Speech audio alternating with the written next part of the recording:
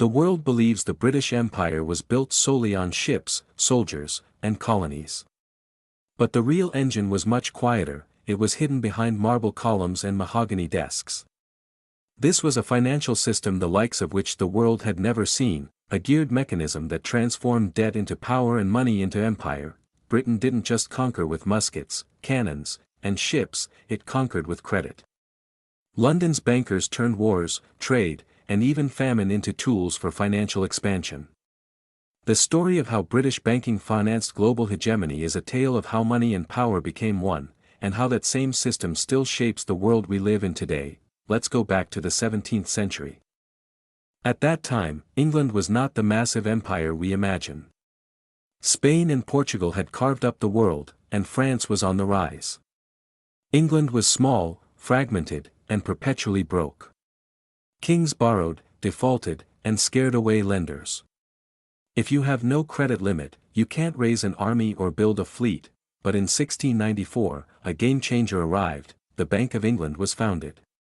On the surface, it was simple. Wealthy investors would lend money to the crown to fund the war against France, receiving government bonds and interest in return.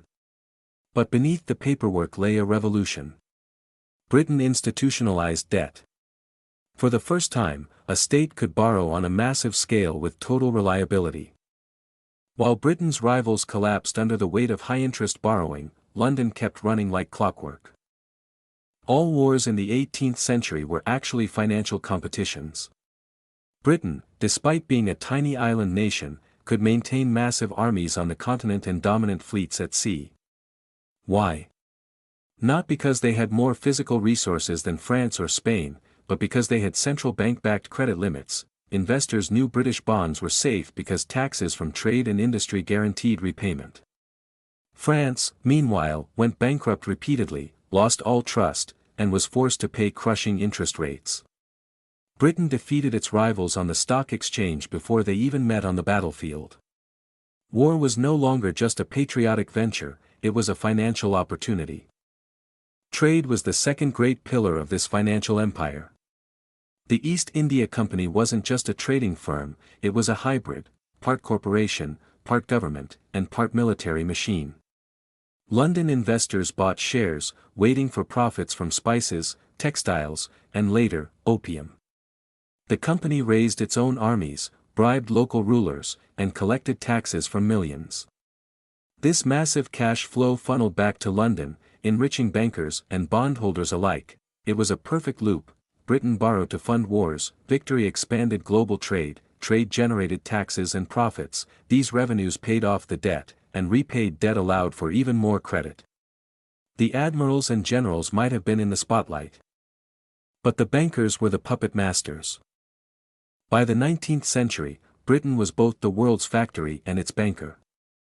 Look at the Opium Wars with China. On the surface, it was about trade restrictions, but the core was money. Britain loved Chinese tea and silk, but China demanded payment only in silver. Britain's silver reserves were draining. The solution? Financier-backed merchants began selling Indian-produced opium to China. When the Chinese government resisted, Britain sent its navy. The result, China was humiliated, ports were forced open, and the blood money from opium solidified London's financial dominance. Britain may no longer rule the waves, but the financial model it invented still rules the world. Debt is a weapon. Today's scenario of governments borrowing trillions and wars being financed by credit rather than taxes is a direct script from that era. Financial literacy is a shield. If you don't understand this system, you become a victim of the same dynamics that built empires and crushed populations. Who holds the real power? As global debt climbs into the hundreds of trillions and crises leave the public destitute while bondholders remain intact, ask yourself, have we escaped the system, or are we still trapped inside it? The lesson of financial history is bitter but crystal clear. Real wealth is not just resources or industry, real wealth is controlling the financial system. Those who issue the debt and control the flow of capital are the ones who write history. If this story opened a new window into how money and power truly work, hit subscribe. History doesn't just tell the past, it explains the present.